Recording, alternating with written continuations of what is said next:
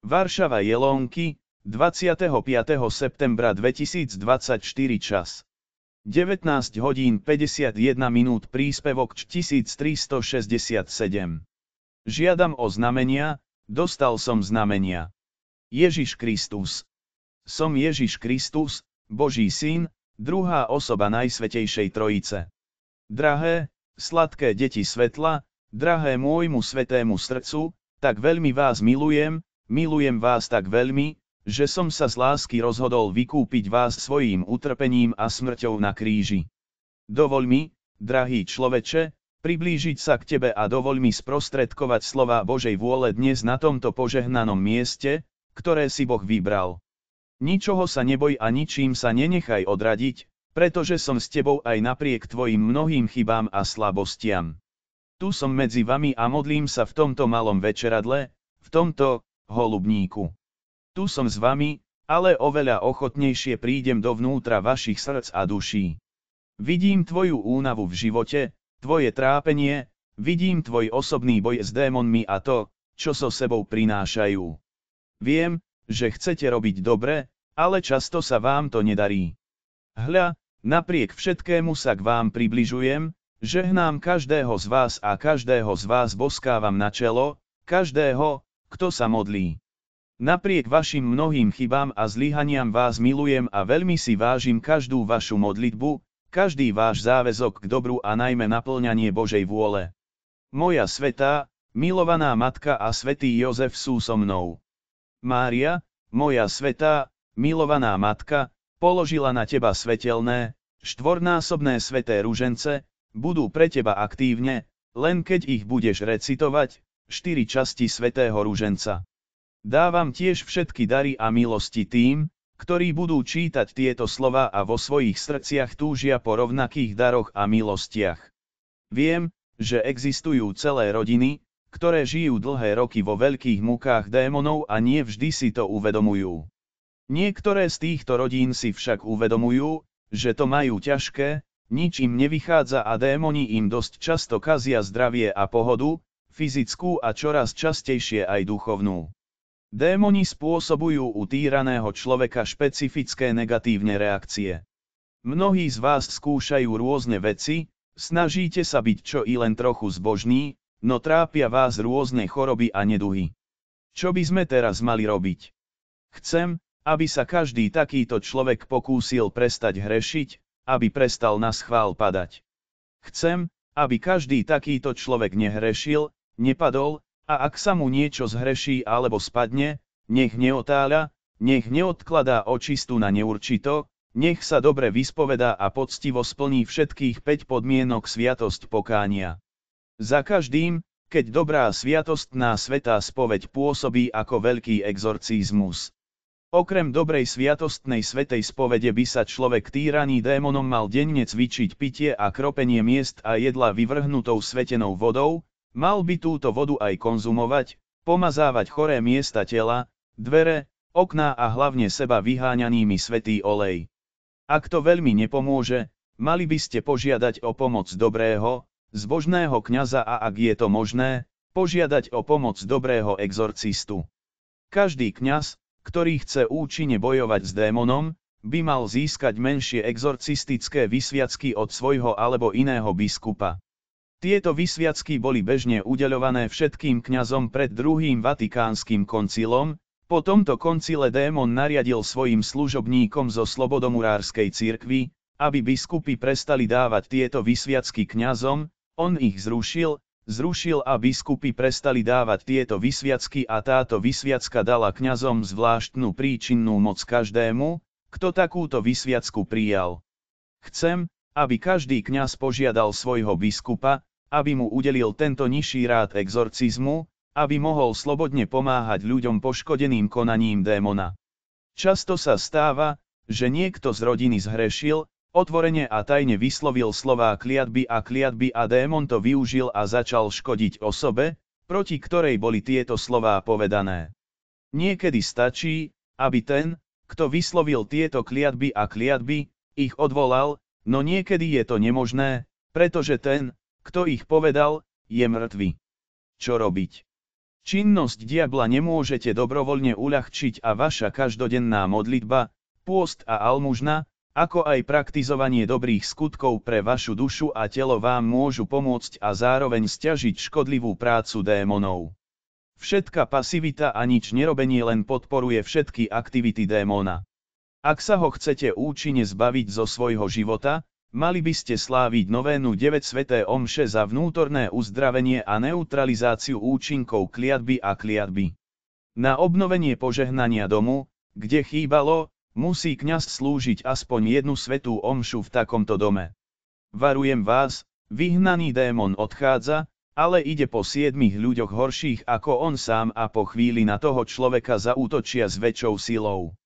Keď sa napadnutý človek pozerá, modlí, postí a umrtvuje, démoni nič nedosiahnu, nič neurobia. Keď sa však človek, ktorého démoni opustili, nedíva, nepostí, nemodlí, neumrtvuje, potom sa démon vráti, udrie znásobenou silou a stav takéhoto človeka sa oveľa zhorší ako predtým. Snažte sa hovoriť málo, viac mlčte a nechajte to, čo hovoríte, dobre vyvážené. Nikdy neklamte, nenadávajte, nikomu nenadávajte, nikdy nehovorte vulgárne, nikoho neurážajte a zároveň sa nenechajte príliš ľahko uraziť akoukoľvek hlúposťou.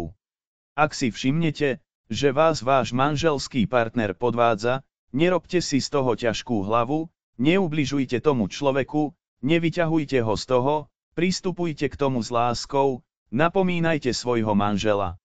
Keď sa ti chce vinník ospravedlniť, žiada o odpustenie, nebuď tvrdohlavý, odpusť mu, jej, zradu, priestupok, daj mu šancu na nápravu, nesnaž sa hneď o rozvod. Ak ste sa už rozišli, neusilujte sa o nový vzťah, ale modlite sa, postite sa a umrtvujte, čím ho, aj ju, do Božej pokladnice, k dispozícii Bohu. Príde čas, keď mu dám jej zvláštnu milosť, pochopí svoju chybu, oľutuje ju, poprosí ťa o odpustenie. Nikdy nebuďte tvrdohlaví, odpustite mu alebo jej, skúste znovu nadviazať vzťah. Ak on má dieťa s niekým iným, príjmite to, dieťa za nič nemôže a môže to byť pre vás nové, veľké požehnanie. Žiaľ, svet, v ktorom žijete, nie je a ani nebude dokonalý, je plný nedostatkov a slabostí. Dosť často sa stáva, že keď sa Satan nevie dostať k rodičom, úspešne sa snaží dostať k ich deťom. Dieťa nemá žiadne skúsenosti, nedokáže samo bojovať s démonmi a každý náznak pokušiteľa berie ako vlastnú myšlienku. Každý rodič sa snaží, aby jeho dieťa malo lepší štart ako on. Tento model správania používajú démoni, chytajú deti do pasce, rozprávajú sa s nimi takmer otvorene. Len málo detí sa dnes modlí, postí a umrtvuje, a len toto je vaša duchovná sila. Satan veľmi využíva dobrú finančnú situáciu vás a vášho dieťaťa a presvieča vaše dieťa, aby urobilo všetko, čo je zlé a zakázané. Dieťa vyrastie a s ním rodič málo kedy dáva dieťaťu nové povinnosti, dieťa sa na popud démona stáva arogantným, lenivým, vulgárnym, začína fajčiť cigarety a marihuanu, piť alkohol, brať stimulanty, drogy a hriechy rôznymi spôsobmi. Už v mladom veku sa človek stáva závislým od sexu, cigariet, alkoholu, drog, stimulantov a mnohých iných vecí.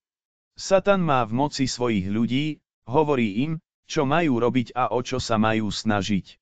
Satan chce v Poľsku zaviesť to, čo už v západnej Európe existuje, teda plnú korupciu. Sexuálna výchova sa má v školách zavádzať pod nátlakom. Satan chce zničiť deti a mladých ľudí tým, že ich prinúti dostávať produkt mRNA vo vakcínach, pretože chcú viesť ľudstvo k jeho vlastnej záhube. Mnohé vakcíny obsahujú mikročipy, nanotechnológiu a bunky z potratených detí. Prijatím tohto produktu, tejto vakcíny, prijímate mnohých démonov, ktorí menia dušu a osobnosť očkovanej osoby. Toto je predzvesť prijatia znaku šelmy, čipu Fidele, ktorý vás pripraví o večnú spásu. Podľa toho, čo sa deje, sa situácia stala takmer beznádejnou, ľudstvo je zotročené pôsobením démona. Démon využíva nové technológie, aby ešte viac ovládol ľudstvo. Ľudia sa málo kedy bránia, takmer bez odporu dovolia démonovi prevziať ich dušu. Čo robiť? Už bolo povedané veľakrát. Kto ma počúva? Svet sa dostal na pokraj seba zničenia a démon robí všetko preto, aby ľudstvo spáchalo kolektívnu samovraždu. Satan už nejaký čas klamom prevzal štruktúry Svätej cirkvi a ten, ktorý dnes slúži ako pápež, káže herézu za herézou. Každú chvíľu vypuknú nové vojny, konflikty a revolúcie, najmä na miestach, kde už dávno neexistujú. Klamstvom islám rozmiestnil svojich ľudí po celom svete, čo skoro začne svoj džihad, svoj boj a tí, ktorí ovládli Európu, postupne naplňajú luciferský plán na zničenie Svätej cirkvi a sveta. Boje sa čoskoro začnú aj v Poľsku, ktoré nie je na konflikt pripravené. Aj v Poľsku dôjde k početným kataklizmám a katastrofám, ktoré budú do značnej miery spôsobené umelo. Zásoby potravín sa budú systematicky ničiť a väčšina vody z vodovodu sa stane nepitnou. Čoskoro začne veľká kríza, veľa ľudí zomrie od hladu a smädu. Dovolím, aby moji kňazi, biskupy a kardináli boli zdecimovaní, a udalosti, ktoré sa stanú, vám chcem oznámiť, že sa predtým nestali a už sa nikdy nestanú. Čoskoro sa oficiálne dostane do popredia syn zatratenia, Antikrist. Skôr ako začne pôsobiť vo veľkom meradle, najprv Duch Svätý osvieti srdcia a svedomie každého človeka žijúceho na zemi. To, čo sa stane, vytriezve väčšinu ľudí na zemi, nebeský Otec, ja a Duch Svätý, ako aj Mária, moja svätá, milovaná matka, sa pokúsia zachrániť čo najviac z vás. Osvetlenie svedomia svetlom Božej svätej spravodlivosti ukáže každému pravdu. Žiaľ, nie každý bude chcieť nasledovať Boha a to, čo od teba chce a chce nebeský Otec. Mnohí z kňazov, biskupov a kardinálov budú mať duchovnú víziu a tí, ktorí sa obrátia, pôjdu do katakomb, do podzemia cirkvi. Ale tí z nich, ktorí zostanú so Satanom, budú vyrezaní z krajiny živých. Bergoglio uvedie na trón svätého Petra, syna zatratenia, Antikrista, ktorý s mocou polovice pekla vykoná mnohé veľké zázraky. Tento muž podvedie takmer všetkých ľudí na zemi. Medzi tým, na výslovný príkaz môjho nebeského Otca, niektorí dobrí ľudia budú unesení do oblakov, niektorí sa skryjú na miestach útočišťa, zvyšní ľudia verní Bohu budú mučeníkmi koniec časov. Keď sa skončí vláda syna zatratenia, Antikrista, najprv vlastnou rukou zabije biblických prorokov Henocha a Eliáša, ktorí prídu na zem, aby obrátili zvyšok vyvoleného národa. Krátko na to príde na zem svätý Michal Archaniel a vlastnou rukou ukončí život syna zatratenia, Antikrista, prebodne ho mečom a postaví na určené miesto, na dno hlbín. Peklo. Toto sa bude zhodovať s potrebou uchýliť všetkých ľudí na zemi, ktorí sú stále nažive v riadne zabezpečených domoch modlitby po jasnom signáli z neba, a potom nastanú 3 dní úplnej temnoty, fyzickej aj duchovnej. Každý, kto sa odmietne skryť, určite zomrie kvôli tomu, čo vidí. Práve vtedy, počas týchto 3 dní temnoty, sa začne posledný boj padlých anjelov s anjelmi neba. Napriek tme budete môcť vidieť to, čo je viditeľné okom. Vojna duchov a podmienky, ktoré zavládnu, budú mať za následok smrť všetkého živého, zvierat a ľudí na celej zemi, pretože ich srdcia neznesú pohľad, ktorý uvidia po opustení miesta úkrytu. Na konci vojny duchov bude démon spútaný, zamknutý na 1000 rokov, uvrhnutý do hlbín pekla a svätý Michal Archaniel zabuchne brány pekla, zapečatí ich tak, aby ich žiadny démon nemohol opustiť peklo. Po uzavretí démonov do pekla Svätá Trojica s pomocou anjelov spracuje celú zem, obnoví ju, vytvorí nové zvieratá, pretože tie, ktoré doteraz existovali, budú zničené. Dostane rozkaz opustiť ľudí na miestach útočišťa a ľudia po zdvihnutí v oblakoch sa vrátia na zem a spoločne začnú nový, dokonalý život bez prítomnosti démona. Na začatie normálneho fungovania tých, ktorí prežili, s pomocou živého plameňa zhromaždím tých pár zostávajúcich, ale už čistých, hlboko očistených biskupov a kardinálov, ktorí sa s láskou dajú dobrovoľne k dispozícii Bohu. Osobne vymenujem toho, ktorý bude posledným pápežom a skupina biskupov a kardinálov ho s ochotou a láskou príjme, bude to Poliak.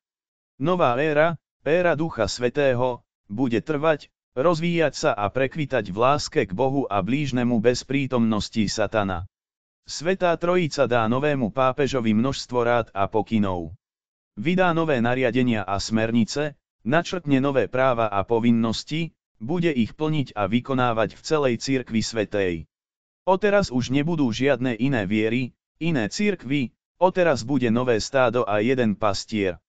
Teraz vám nepoviem, čo má byť, aké budú práva a povinnosti, ako to všetko bude fungovať, ale poviem vám to osobne na začiatku vlády novej éry Ducha Svätého. Predtým, čo sa bude diať, vás teraz celá Svätá Trojica prosím, odajte sa a modlite sa, prineste všetko do božskej pokladnice, k dispozícii Bohu, do tejto božskej pokladnice vložte aj svoje pôsty, umŕtvovania a dokonca aj malé almužny. Snažte sa nehrešiť, vôbec nepadať a ak sa vám niečo stane, očistite sa čo najskôr vo sviatosti pokánia. Prečo Svätá Trojica a Mária, moja Svätá Matka, tak často a tak dlho volajú a prosia ľudstvo o vašu modlitbu, pôst a almužnu? To všetko nie je preto, aby vás otravovalo alebo vám znepríjemňovalo život, ale preto, aby ste mohli prispieť k záchrane tých, ktorým v hlbinách pekla hrozí večné pokánie. Nie je to tak, že by si Svätá Trojica nedokázala poradiť, ale každá vaša pomoc výrazne zvyšuje vašu budúcu slávu, znásobuje vaše zásluhy, a preto vaša vlastná sláva a večné šťastie v nebi ešte vzrastie. Mnohí z vás sa pýtajú, odkiaľ pochádzajú voľby Poľska a Poliakov. V určitom čase sa v dôsledku série udalostí kmene Izraela rozdelili, 2 z nich zostali v Izraeli, 10 z nich migrovalo na sever. Poliaci sú jedným zo stratených kmeňov Izraela. Geneticky to dokáže každý, kto chce a má možnosť. Onedlho uplynie jeden z posledných procesov s Poľskom a Poliakom, páchatelia zla a tí, ktorí Poliakom sťažujú život, budú prísne potrestaní. Čoskoro Mária, moja svätá, milovaná matka, urobí ďalší veľký zázrak, zjednotí Poľsko a Poliakov, oslobodí vieru v národ a dá nové vrstvy nádeje. Nestrácajte vieru, nádej a lásku, lebo ešte chvíľu znesiem vaše nepokoje, váš hriech a vašu zhýralosť. Spolu s mojou svetou, milovanou matkou ťa budem chrániť a pomáhať ti, ale budeš mať aj kríž. Veľmi dobre viem, aký si slabý a nešťastný, ľahko padáš, poslúchaš padlých anjelov. Chcem, aby si nepodľahol sile pascí zlého ducha, bojoval s každým jeho návrhom, nikdy nepočúval jeho zákerné reči, čo ti pútavo hovorí. Satan nechce tvoje dobro, dáva ti množstvo návrhov a rád, no každý z nich zaváňa sírov. Buď mi verný, zatiaľ nemusíš prelievať svoju krv, teraz zatni zuby, buď ochotný ponížiť sa pred Bohom, prinesie ti to tony Božích milostí. Nebojte sa poníženia, pretože celá Svätá Trojica sa pred vami veľmi pokoruje, stará sa o vás, prosí vás, aby ste sa zachránili a pomohli iným zachrániť sa. Ja sám sa o vás starám oveľa viac ako vy o seba. Dovoľte mi konať vo vás, ale aj cez vás, ako chcem, a mám v úmysle použiť vás na to, aby som priniesol spásu tým, ktorým hrozí večné zatratenie v hlbinách pekla. Living Flame, veľmi ťa milujem napriek tvojim mnohým chybám, nedokonalostiam a slabostiam. Neboj sa budúcnosti, je v mojich rukách. Neboj sa nadchádzajúcich udalostí, ochránim ťa pred tým, čo pre teba démoni plánujú. Poznám ich myšlienky a zámery, preto nedovolím, aby sa voľne realizovali. Váš anjel strážny, svätý archaniel Gabriel a moja svätá Mária, drahá matka, bojujte s démonmi za vás, plníte, čo chcem, čo od vás očakávam, čo vám odporúčam robiť, ostatné nechajte v rukách Najsvätejšej Trojice a Mária, moja svätá, milovaná matka.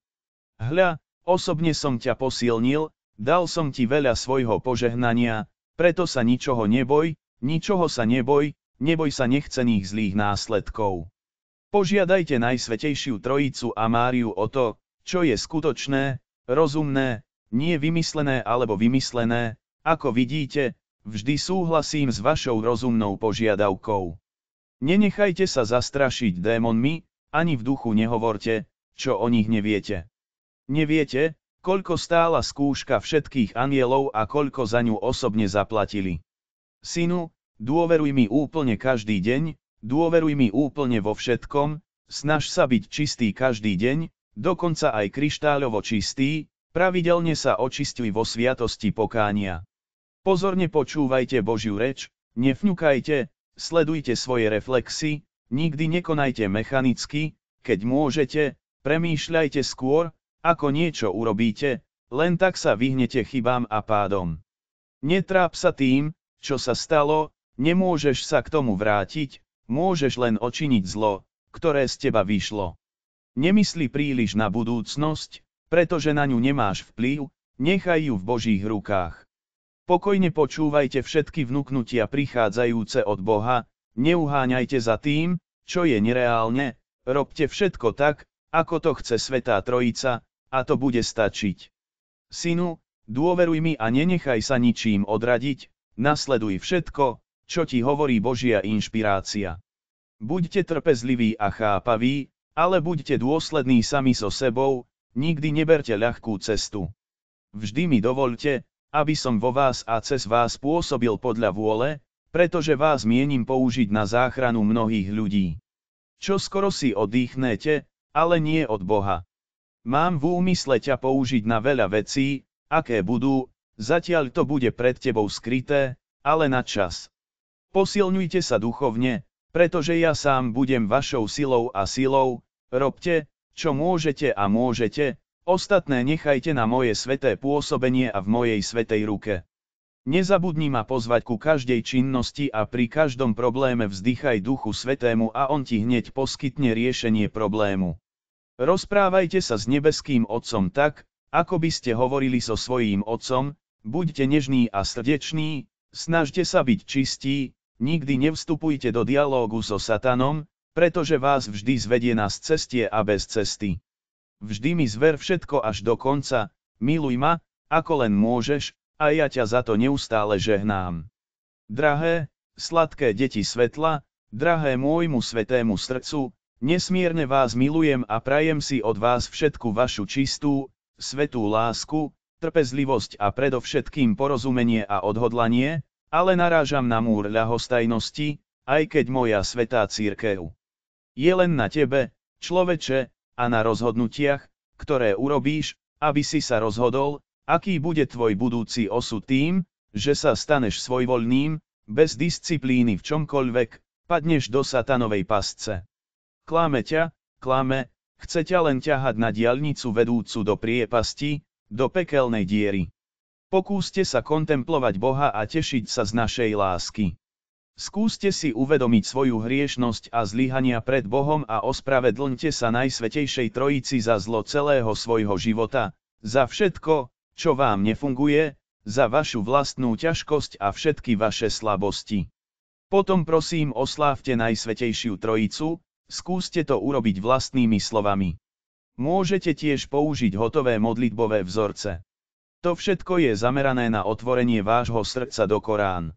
Hovor s Najsvätejšou Trojicou o každej svojej bolesti, dokonca aj o tej najmenšej bolesti. Keď prosím Svätú Trojicu o niečo pre seba, chcem, aby ste prejavili dôveru v Boha, sami o nič nežiadali, ale všetko zverili do nepoškvrnených rúk Márie, mojej svätej, milovanej matky, nech za vás prosí. Nikdy neľutuj tento krok osobného odovzdania sa do otroctva lásky, pretože je toto najlepšie, čo môžeš urobiť. Pozorne počúvajte môj hlas, najmä to, čo vám hovorím. Nech sú tí, ktorí nič nepočujú, pripravení počúvať všetky inšpirácie. Keď nebudeš mať veľa času, príď ku mne hoci len na krátku návštevu, len aby si sa pozdravil. Vážim si každé vaše malé gesto. Bohužiaľ, z väčšiny vašich srdc a duší vyžaruje veľký chlad a hĺbka ľahostajnosti. Prebuďte svoje srdcia, aspoň vy, v mojom milovanom Poľsku. Som taký smedný po tvojej čistej, svätej láske. Viem, že sa na vás odvšadiaľ tlačia zlí duchovia a keby mohli, v jednom momente by vás roztrhali. Nikdy sa nevzdávajte diablovi bez boja, žiaľ, je veľa ľudí, ktorí sú veľmi stratení. Keď ku mne prídu, hovoria len litánie žiadostí a požiadaviek. Myslia len na človeka, nevedia sa upokojiť, uzavreli svoje srdcia pred dýchom Božej lásky. Nech prosia Ducha Svätého, aby im pomohol modliť sa. Pros o pomoc a príhovor Máriu, moju svätú, milovanú matku, a dôveruj jej vo všetkom viac ako sebe. Bohužiaľ, mnohé z vašich srdc veľmi ochladli a chcem, aby ste ich znova zapálili skutočným ohňom Božej lásky. Ako to urobiť efektívne? Proste o to Máriu, moju svätú, milovanú matku, kým neuspejete, ona sama vám pomôže, nemôžete sa zastaviť, ale otvorte svoje srdcia do Korán každému božskému vnuknutiu, nepodceňujte žiadne z nich. My, Najsvätejšia Trojica, otvárame vám svoje srdcia a čo urobíte? Otvoríš svoje srdcia Bohu.